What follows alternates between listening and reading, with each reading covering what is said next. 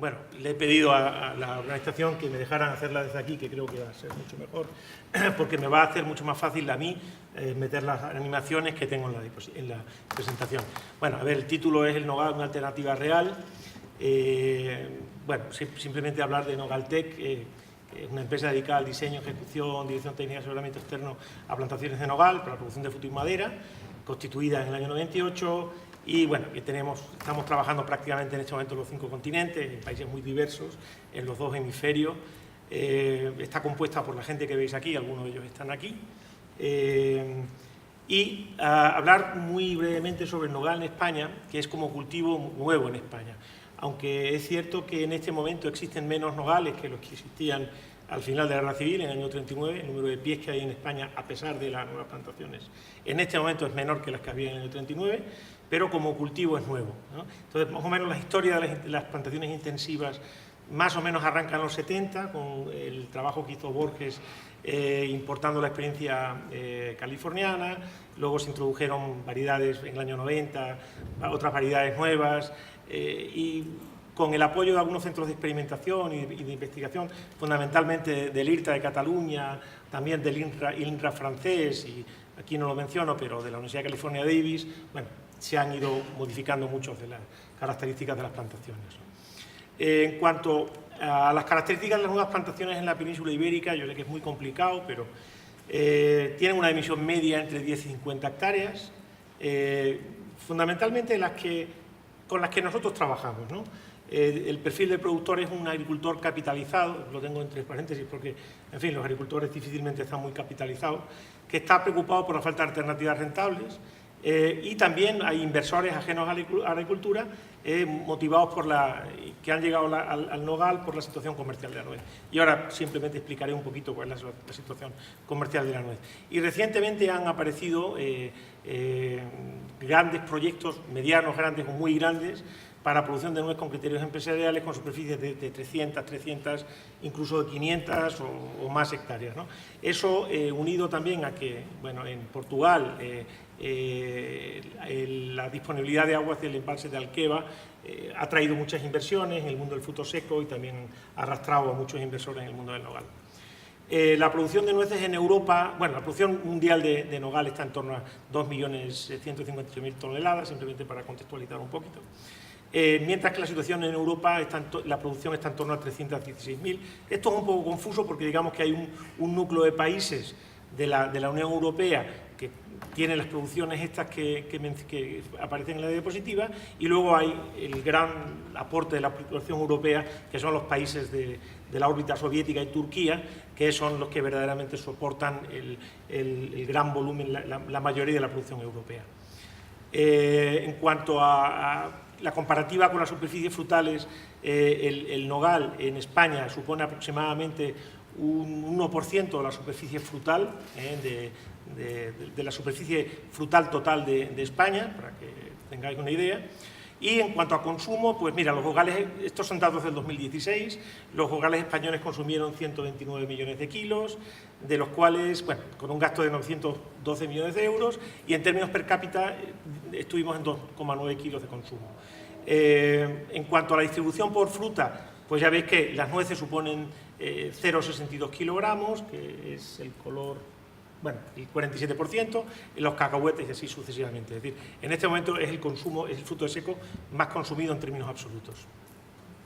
En términos de gasto, concentran el 23% del consumo nacional, con 4,8 euros por persona, y bueno, esa es la representación gráfica del consumo en relación al resto de los cultivos de fruto seco. Hablaba del contexto internacional y los precios.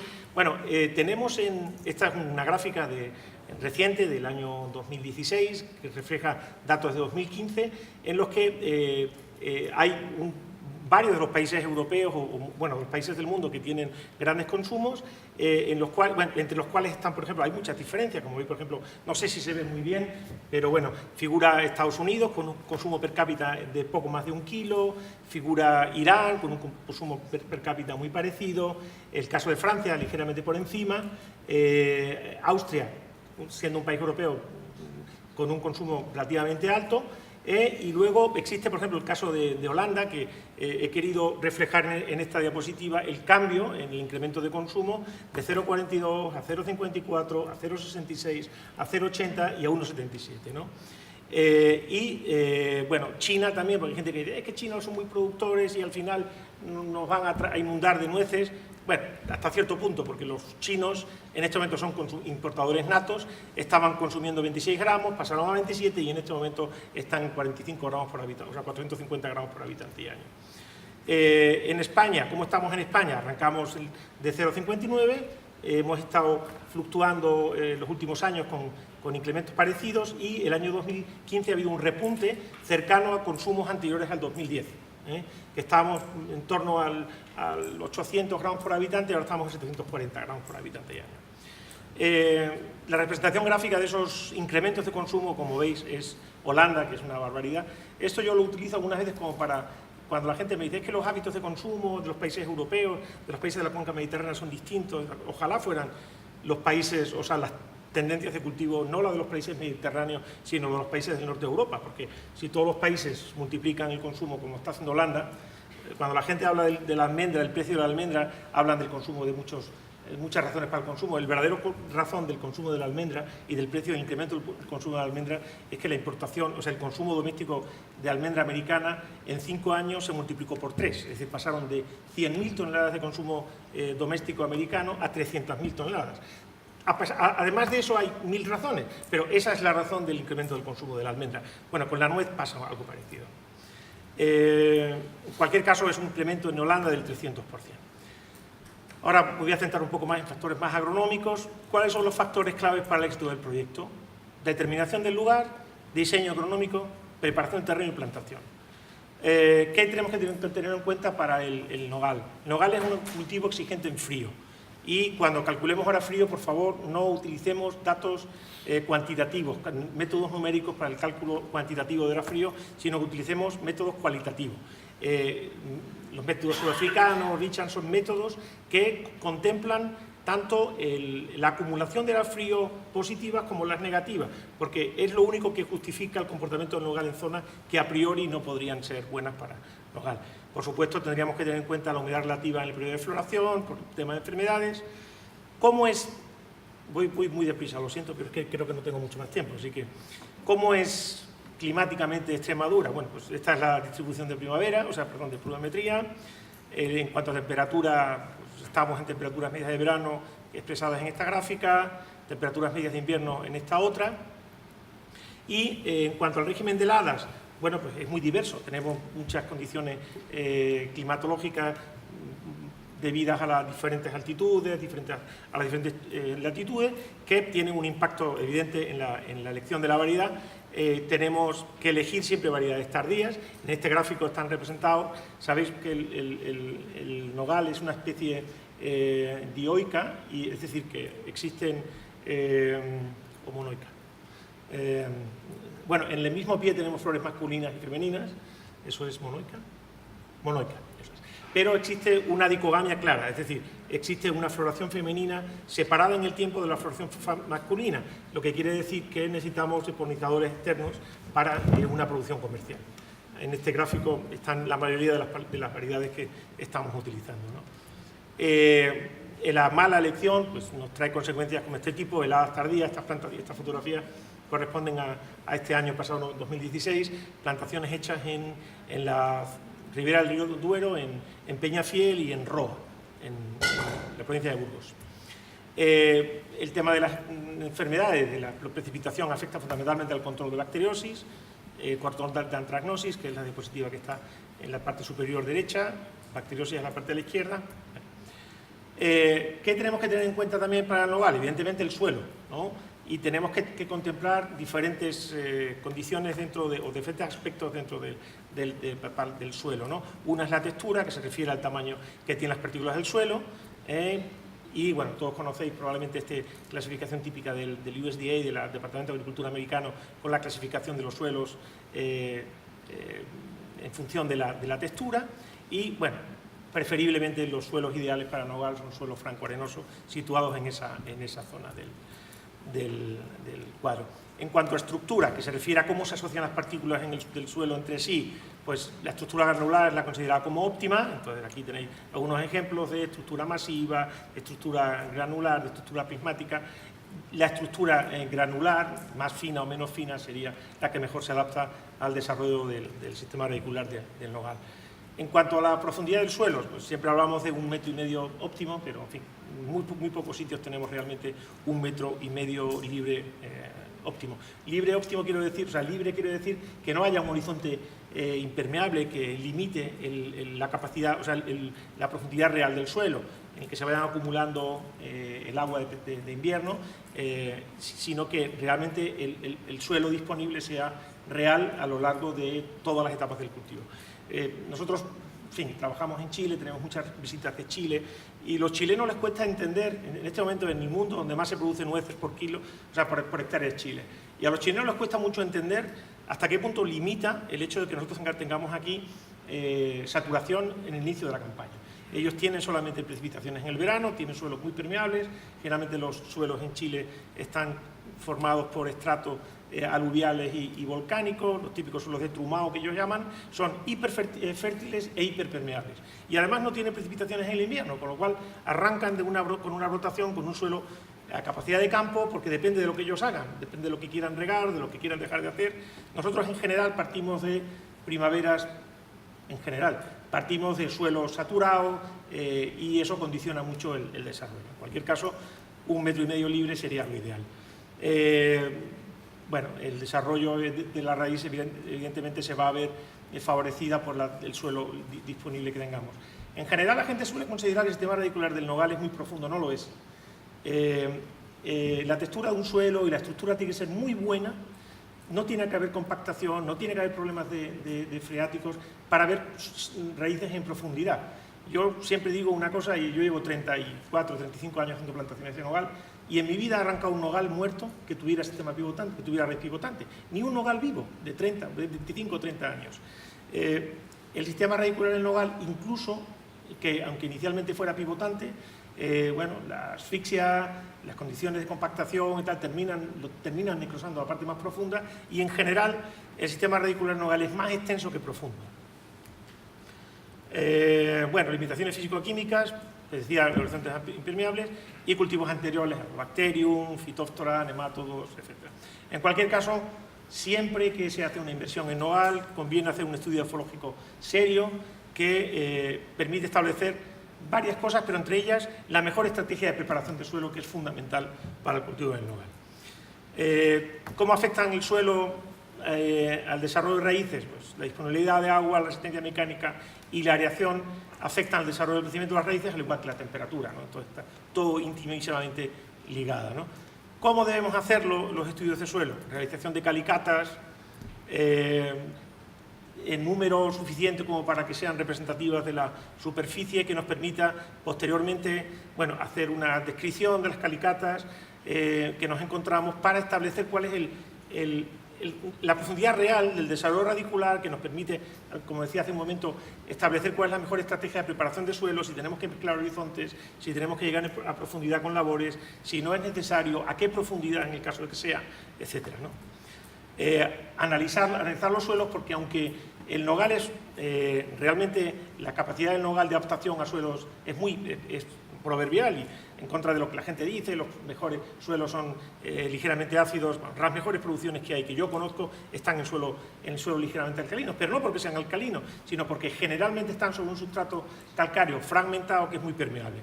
Pero el comportamiento productivo del nogal en suelos incluso alcalinos es magnífico. En suelos ácidos, por aquí muy cerca tenemos probablemente el récord de producción en Europa de una plantación comercial de nogal, son 10.500 kilos por hectárea, y es un suelo muy ácido, pero tenemos plantaciones que estamos en 9.000 kilos, en suelos alcalinos. Realmente el hecho además de disponer en este momento de portainjertos comerciales que tienen un comportamiento mejor en unos tipos de suelos que otros nos da una cierta versatilidad. Por supuesto, disponibilidad de agua, y esto va a ser un poco duro. El agua tiene que ser muy buena, y tiene que ser bastante. O sea, el nogal es un cultivo que requiere muchísima agua para tener el 100% de su desarrollo vegetativo. Aquí supongo que la mayoría de vosotros estáis familiarizados con coeficientes de cultivo y lo he puesto comparado, por ejemplo, con el almendro, porque me parecía interesante. Fijaros que en la curva de la izquierda, la que está más próxima a las fechas, son coeficientes de cultivo para Modesto, aquí no tenemos, Modesto, California, no tenemos datos, o sea, coeficientes de cultivo calculados para esta zona, de manera que Modesto y Badajoz se parecen bastante climáticamente, y bueno, los he metido aquí. Fijaros que los coeficientes de cultivo en nogal, cuando en almendro son muy altos, son muy bajos. O sea, fijaros, por ejemplo, que en el mes de abril, o en la primera quincena del mes de abril, con coeficientes de cultivo para el nogal de 0,12, estamos en 0,94. Y coeficientes de cultivo de 1,74 en el mes de mayo, 0,74 estamos en 1,04 para el almendro. Esto quiere decir que la distribución de la demanda del almendro no es exactamente la misma que la del nogal. La demanda del nogal básicamente está desplazada, desgraciadamente, cuando menos precipitaciones hay, porque en el almendro muchas de las precipitaciones se producen, o muchos de los requerimientos se producen cuando el balance hídrico es positivo y la diferencia entre la demanda y el aporte por precipitaciones es positivo. En el nogal realmente no ocurre. Entonces, tenemos una limitación clara con el nogal. El nogal, siempre que hagamos una estrategia de déficit en el nogal, vamos a afectar o la calidad, o la producción, o el calibre, o la producción de los años futuros. Hasta ahora no conozco ningún ensayo, nuestra experiencia nos lo dice así, pero no hay ningún ensayo que permita suponer que podemos establecer estrategias de déficit para optimizar la producción. Podemos tener menores producciones con menos aportes hídricos, eso por supuesto, menos producciones con menor disponibilidad de suelo, por supuesto, pero en cualquier caso no va a ser nunca el óptimo productivo. En cuanto a la calidad de riego, los parámetros que todo el mundo conoce. Para la elección de variedades, pues, bueno, como os acabo de decir, variedades principales polinizadores, hay que estudiar marcos de plantación, la orientación. Es muy habitual que en algún caso generalmente plantamos con marcos en seto y plantamos norte-sur, pero hay zonas que por su particular dificultad desde el punto de vista de las precipitaciones nos da miedo la bacteriosis y plantamos, porque tenemos un viento este-oeste, plantamos, en lugar de plantar norte-sur, lo hacemos este-oeste, ¿no? En cualquier caso, luminosidad y ventilación es una cosa que hay que tener en cuenta. La distribución de polinizadores, y ese es la causa más frecuente de fracasos en las plantaciones comerciales, que no se ha hecho una buena elección del polinizador o una buena elección de la distribución de los polinizadores o un número suficiente de polinizadores. Y luego, bueno, por supuesto, la fenología de los polinizadores. Sistema de riego, goteo, microaspersión. Nosotros generalmente recomendamos el uso de goteo y generalmente recomendamos el uso de varias líneas de riego. Estamos haciendo hasta 6 líneas de riego en suelos muy arenosos, pero normalmente estamos haciendo 3-4 líneas de riego. Caballones, en casi la mayoría de los casos lo estamos recomendando, y bueno, anchura de caminos, porque es un cultivo que pretendemos que sea mecanizable y los equipos de recolección mecanizada en general son grandes y necesitan caminos grandes para poder traficar. Elección de variedades, una o más en función de la superficie total. Para plantaciones pequeñas no se debe uno complicar la vida e ir a más de una variedad. Para plantaciones muy grandes debe uno utilizar distintas variedades que permitan racionalizar el cultivo y la recolección. En fin, las variedades más usadas, Chandler, Howard, Tulare, Lara. Hay otras variedades. De los años 30-40 se introdujo material de origen suizo, francés, pero si no lo sabéis, en Estados Unidos no existe Juglans regia. Regia no existe como Juglans en los Estados Unidos, por lo tanto, cuando hablamos de variedades americanas, estrictamente tendríamos que hablar de variedades que se han obtenido en California con materiales europeos. Tipo de planta que está en el mercado, generalmente lo más habitual es injertada, raíz desnuda o en cepellón, dependiendo de las fechas de plantación. Y también existen autorrizadas para variedades disponibles, plantas autorrizadas producidas in vitro. Bueno, esta es un ejemplo de una plantación que está aquí muy cerca, una plantación de primer año, la misma plantación un año más tarde, esto es en Valdeíñigos, relativamente cerca de aquí. Esta plantación es una plantación un año más tarde, este no es el mismo sitio, pero bueno, una plantación de tercer año. Una plantación de cuarto año en la Serranía de Ronda, una zona de montaña, que me parecía que tenía más sentido traerla aquí que otras plantaciones en Las Vegas del Guadiana, por ejemplo. La misma plantación un año más tarde, en Cortes de la Frontera, Málaga, justamente en preparque de Grazalema. hace un momento hablaba de variedades. ¿Cuáles son las variedades que estamos poniendo? Fundamentalmente Chandler. Es la que más se está plantando, con estas características que no voy a poner a mencionar. Howard, que es una variedad que procede también del mismo cruzamiento. Como veis, tienen los mismos parentales, pero son distintos cruzamientos. Son hermanas de padre y madre, pero son obtenidas en distintos cruzamientos. Tulare también estamos plantando en algunas zonas de menor fertilidad. Y Lara, que es una variedad que se ha considerado siempre una variedad francesa, pero bueno, hace algunos años se descubrió que había sido robada por un viverista francés en California, y una vez que se hicieron marcadores moleculares se comprobó que había sido así. Con todos los parámetros decididos hacemos el diseño de la plantación. En este caso, por ejemplo, bueno, optamos por una plantación con varias variedades, una plantación de aproximadamente 60 hectáreas. Y, por supuesto, antes de plantar, preparación de suelo, ¿no? Dependerá de las características del mismo, que deberían de venir de la caracterización. Todo lo que hagamos bien en esta etapa nos asegura la larga vida de la plantación, y solamente lo podemos hacer una vez en la vida. Todo lo que podemos hacer después de plantado es muy complicado, muy caro y no es tan eficaz. En general solemos subsolar. En este caso, bueno, es un subsolador bien gordo, un D8. Estamos entrando ahora con D9, incluso con D10, incluso hasta con un D11. Hemos hecho hace poco tiempo una plantación. Bueno, pues aquí vemos pues, el efecto del subsolado en diferentes tipos de suelo. Zanjas de drenaje, porque nos preocupa, nos afecta mucho los encharques en plantaciones de nogal. Nosotros ahora, cada vez que diseñamos plantaciones, le ponemos mucha atención al tema de los drenajes, utilizamos herramientas, utilizamos programas de información geográfica para determinar escorrentía y diseñar la red de evacuación de las plantaciones, porque es el problema más importante que nos encontramos en las plantaciones comerciales. Hacemos generalmente cabellón, como os decía. Elección de la planta. Hay que poner mucho atención en este tema, porque en general la planta no es buena. En general en España hay pocos viveros, y como hay pocos viveros hay poca competencia, y la planta no suele ser buena. Hay que prestar atención al tipo de planta, al vigor, al sistema radicular, a la falta de ausencia de daños, y descartar plantaciones. Esta es muy buena planta, pero descartar plantaciones como la de la mesa a la izquierda, que nunca va a tener un buen comportamiento en campo. Plantas en cepellón también andan muy bien. Generalmente solemos utilizarlas en suelos muy pesados, en suelos en los que tenemos verdaderos problemas para hacer preparación de suelo en invierno, y hacer plantaciones en verano, en muchos casos, pues es la única opción, ¿no? Así que a mí particularmente me gusta mucho, porque cuando uno planta, hace toda la preparación de suelo en verano, la hace a su antojo, y cuando planta, el tempero lo das tú con su instalación de riego. Tú pones tu instalación de riego, das más horas o menos horas, y tienes el tempero ideal para conseguir el mejor contacto rápido entre raíces y el suelo. Y lo para que en general la planta injertada, o sea, en cepellón, es un poco más cara y tiene menos desarrollo, ¿no? Pero a mí particularmente me gusta mucho. Estos son ejemplos de planta autoenraizada in vitro. En concreto son 2 Chandler in vitro. Como veis, tienen un volumen de raíz espectacular, y bueno, están andando bien, tienen sus peculiaridades, tardan mucho en producir amentos. En fin, eso es para otra charla, pero hay que tener cuidado con ella.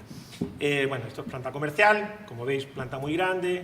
Ejemplos de plantaciones en este suelo. Esto es una plantación en un suelo en Chile. Fijaros el tipo de suelo, con 4 laterales de riego. Y ahora voy a entrar un poco en el tema de los costes de una plantación de nogal. Costes de establecimiento está bastante pormenorizado, y son casos reales, son plantaciones con nombre y apellido. La preparación de suelo es muy cara. Esto es lo más caro que te puedes encontrar, ¿no? Y ahora veréis de dónde sale este costo tan alto de preparación de suelo. Sistema de riego, árboles y plantación. En total suponen 12.000 euros por hectárea, y también equipos de labores. En el caso de que uno no impute, lo habitual es que nadie compre un tractor, una máquina de herbicida, una máquina de aplicación, un atomizador, para hacer una plantación de 10 hectáreas, sino que le impute la amortización de la maquinaria que ya tiene para la plantación. Pero bueno, la maquinaria de labores que necesitas para una plantación es ese. ¿De dónde vienen los costes de preparación de suelo? Pues un subsolado profundo, un segundo subsolado, que generalmente es necesario, corrección de pH, que es muy habitual que tengamos que hacerlo, materia orgánica, que es muy caro. Las enmiendas orgánicas son muy caras, pases de grada para incorporar materia orgánica, drenajes, quitar piedras en caso de que haya, cultivos de cobertera, en el caso de que tengamos que hacer, por ejemplo, bueno, pues después de la siembra de la plantación tengamos que hacer o incluso antes de la plantación, cuando hacemos la preparación del suelo en verano, dejamos listo para preparar en invierno, es muy habitual que hagamos cultivos en la zona a plantar y que luego matemos con herbicida justamente la zona de plantar y la calle la dejemos o la incorporemos o la seguemos y lo dejemos en el suelo. Total, 2.830 euros por hectárea, que era el dato que teníamos anteriormente. Costes de establecimiento de la plantación, además de los que había mencionado de preparación de suelo, pues la plantación. Fertilizante en plantación, generalmente utilizamos un abono de liberación lenta, trabajos de plantación, lo que es la plantación propiamente dicha, tutores, protectores y total 1.000 euros aproximadamente, y la planta, pues en este caso he puesto un 7 por 5 a 13,5 euros por hectárea. El coste de riego, ¿de dónde vienen los 4.000 euros que hablaba hace un momento, los 4.000 y pico? Pues un levantamiento topográfico que casi siempre es necesario, un proyecto de plantación, la dirección de obra. Me diréis, hay gente que el proyecto te lo ponen sin proyecto. Vale, nosotros cuando hacemos plantaciones pequeñas nos cuesta mucho defender el proyecto independiente, pero cuando hacemos plantaciones grandes defendemos a capa y espada que el proyecto tiene que ser hecho por un proyectista y que no puede ser hecho por la empresa que te instala. La empresa que te instala le interesa facilitarte el proyecto más barato posible, y a veces el proyecto más barato posible es el proyecto más barato de instalación que no el del mantenimiento ni el de la utilización, y hay muchas veces que decides una instalación de sistema de riego por 400 o 500 euros por hectárea y asumes costos de energía de 300 euros por hectárea y año para el resto de la vida de la plantación porque el diseño no está optimizado. Es muy habitual, así que nosotros tratamos de convencer a la gente de que cuando lo que tienen que hacer cuando hacen una plantación medianamente seria es contratar el proyecto de forma independiente y con una relación de materiales elegida por un proyectista, pedir ofertas de material y de instalación. Dirección de obra, instalación de riego, trabajos auxiliares, tractor remolque, como digo, estos son trabajos con nombre y apellido, son plantaciones hechas en los últimos meses, los últimos años. Maquinaria de labores, que antes comentaba, pues un tractor, maquinaria herbicida, atomizador, desbrozador, agrado de disco remolque, 72.000 euros, y coste de establecimiento para equipos de recolección. Supongo que estando donde estamos nadie se plantea la adquisición de equipos de recolección del suelo por la dimensión, pero bueno, más o menos la opción probablemente más interesante para plantaciones no muy grandes, en torno a 10 o 12 hectáreas, hay muchos trabajos hechos sobre amortización de equipos de recolección. A partir de 10 hectáreas prácticamente sale más barato cosechar con tu propio equipo, amortizar por ti mismo, que contratar equipos de recolección externos. Un paraguas con un vibrador bueno está en torno a 28.000 euros por hectárea. Los costes variables anuales, pues hemos querido meter aquí datos de plantación de segundo año sin producción, donde estamos en 2.522 euros por hectárea y esa es la distribución anual, y los costes variables anuales en una plantación de 10 años en plena producción, que se nos sube a 8.084 euros por hectárea. Aquí a lo mejor hay cosas que se os salen de mano, o sea, de ojo, por ejemplo el tema de fertilizantes. En concreto, por supuesto, los fertilizantes y la aportación de fertilizantes dependen de las extracciones. Nosotros tenemos la media de las producciones que estamos teniendo en España con productores buenos están entre 6, 7.000, 8.000 kilos por hectárea y las extracciones corresponden a ese costo, ¿no? Evidentemente, si tú vas a zonas más marginales con menos suelo, tienes menos extracciones y por lo tanto es lógico que los gastos variables de fertilizantes no sean los mismos, ¿no? Pero bueno, son los que estamos manejando, ¿no? La distribución por la tarta supone esto, y hemos querido hacer una especie de ejercicio un poco simple de beneficio bruto anual con una simulación de 4.000 kilos por hectárea, no hablo ni de 6.000, ni 7.000, ni 10.000, pero 4.000 kilos por hectárea, que es una buena plantación, para una plantación normal, una buena producción para una plantación normal, y un precio de venta de 3,5 euros por hectárea, o sea, por kilo. Este año el precio medio de venta está en 4,40, 4,50, pero bueno, 3,5 euros es más conservador. Supone un volumen de venta de 15.570 euros por hectárea, con costes variables anuales de 8.084. Hemos calculado la dotación de amortización para el equipo preciso nos salen 800 euros por hectárea, y los costes financieros, pues a un interés bancario habitual, para el porcentaje habitual que suele financiar la gente aparte de sus recursos propios, y hemos hecho una simulación ahí, de manera que nos da un total de 9.684 frente a un valor de venta de nueces de 15.000 euros, lo que nos da un beneficio bruto, sin impuestos, sin nada de 6.066 euros. Seguro que me preguntáis la superficie y tal. Nosotros utilizamos una herramienta que hemos desarrollado que nos permite hacer simulaciones de gastos variables y de rentabilidades. Esas son para las mismas plantaciones un nivel de gasto habitual. Esa es la variación de la tasa interna de rentabilidad en función de la superficie. Evidentemente estamos en tasas de interna de rentabilidad para la misma producción mucho mayores estando en 20 hectáreas que estando en 2,5 hectáreas. Hemos hecho en cada caso la simulación de la maquinaria necesaria para cada caso, tanto de maquinaria de labores como de maquinaria de recolección y gastos variables anuales. Bueno. Antes, hablabais alguno de... Creo que dejar tiempo para un par de preguntas. Creo que es la última o la penúltima. ¿Dónde están o cuál puede ser un poco el interés de zonas como esta en la producción de la nuez? Fijaros que, por ejemplo, de la producción mundial del nogal hay zonas en secano. O sea, decía Ucrania, Moldavia. Ucrania y Moldavia no se riega nada, es todo secano. En Francia no se riega nada, en el Valle de Isère prácticamente no hay nada en riego.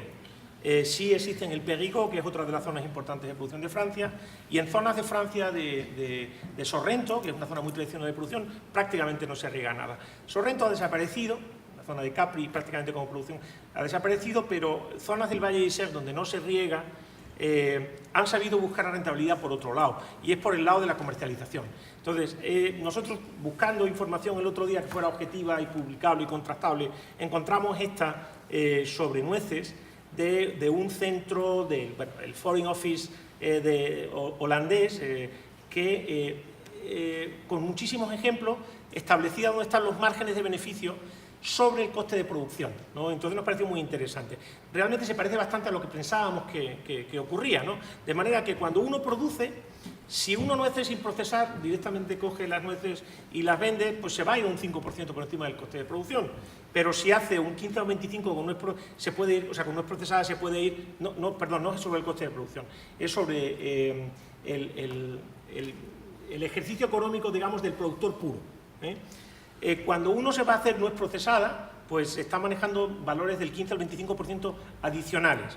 Cuando está uno vendiendo a granel, yo diría que el 90% de nuestros clientes venden con marca. Y estamos hablando de clientes de 10 hectáreas y de 300.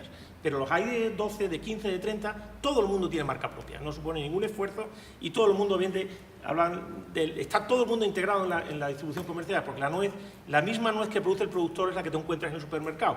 Y como decía esta mañana Bosco Pueblo, hablando del almendro, la nuez afortunadamente es un fruto no perecedero que puedes guardar, que puedes procesar y que puedes sacarla a medida que te la va pidiendo el detallista al que se la está vendiendo.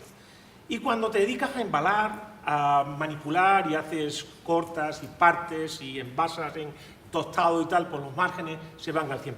Que yo creo que es un poco la posibilidad de negocio adicional en zonas en las que el margen de rentabilidad no viene por la producción intrínseca, ¿no?, sino por otros aspectos.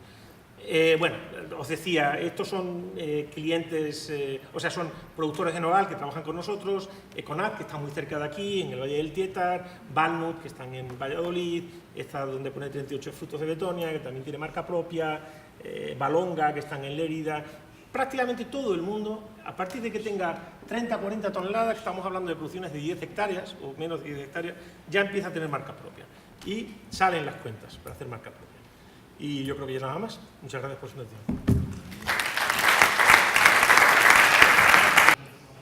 Sí, 6 por 5. Hombre, 6 por 5 es un marco manejable, con dificultades, pero manejable. Sí, depende del marco de plantación.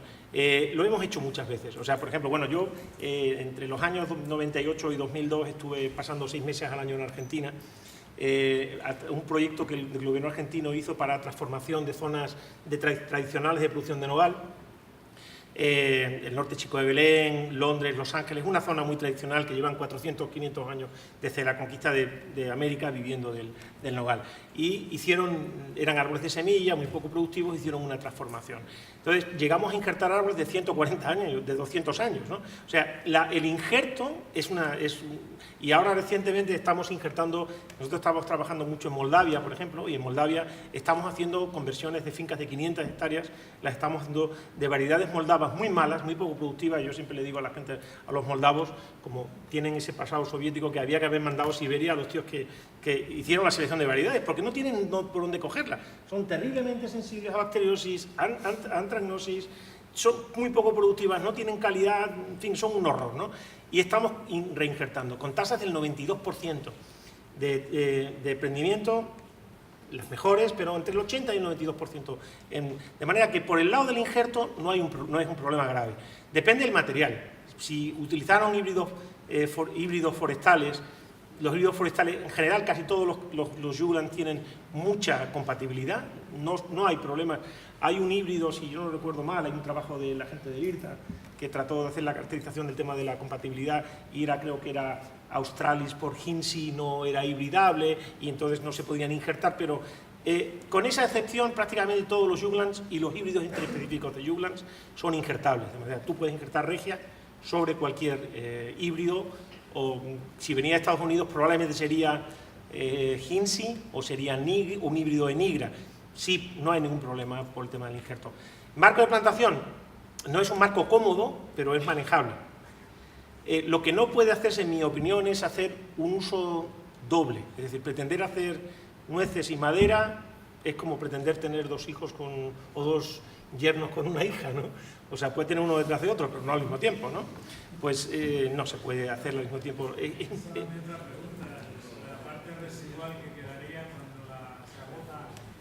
Es puramente residual y muy, muy residual. Yo conozco algunos casos de plantaciones que se han arrancado y lo habitual es que tú vendas para leña.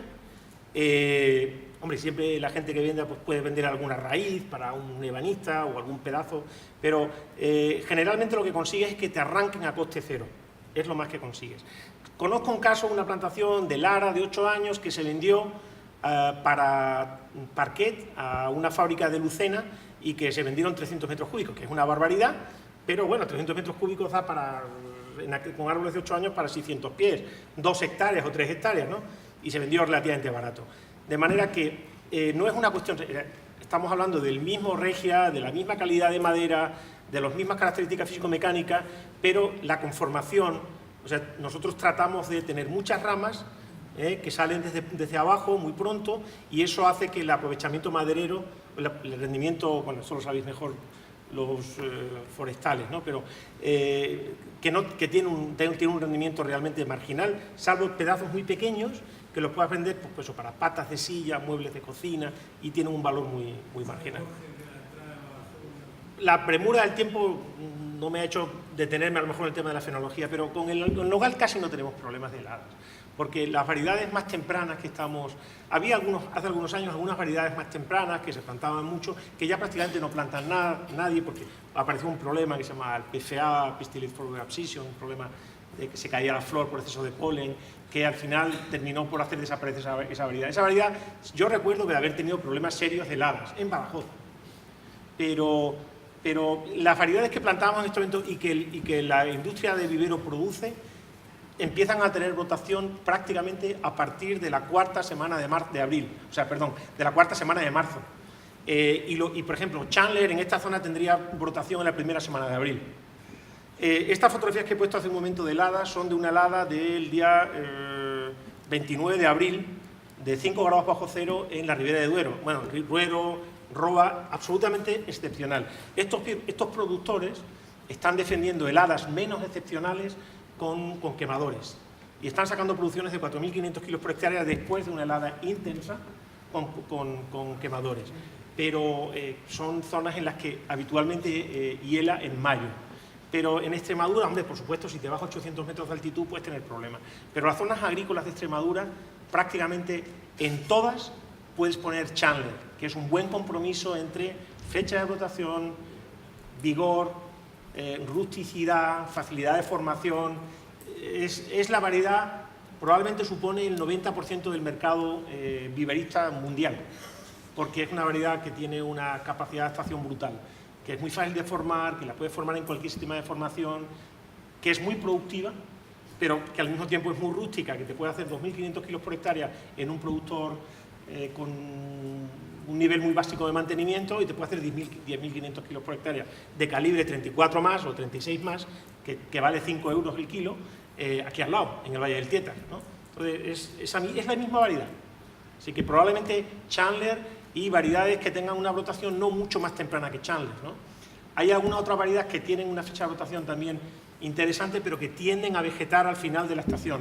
Por ejemplo, el caso de Tulare, que es una variedad que iría muy bien aquí, pero si se para, porque suele tener problemas de heladas tempranas, heladas de noviembre. Entonces, cuando plantamos en zonas frías Tulare, lo que hacemos es la paramos. Hacemos aplicaciones de sulfato de zinc y la paramos, empezamos a pararla a partir de cosecha. Y ahí sí aguantan muy bien las variedades, pero generalmente suele dar problemas de heladas tempranas. Pero yo te diría que Chandler estamos plantando en Moldavia, o os decía hace un momento en Moldavia tenemos temperaturas de 28 grados bajo cero en invierno. Y tenemos heladas tempranas y tenemos heladas tardías, y Chandler se está llevando el mercado, o sea, se está imponiendo, a pesar de todos los prejuicios que ellos tienen por ser algo que viene de Estados Unidos, ¿no?, con todo su pasado soviético, pero se está imponiendo precisamente porque tiene una enorme adaptabilidad y está comportándose muy bien en zonas muy frías.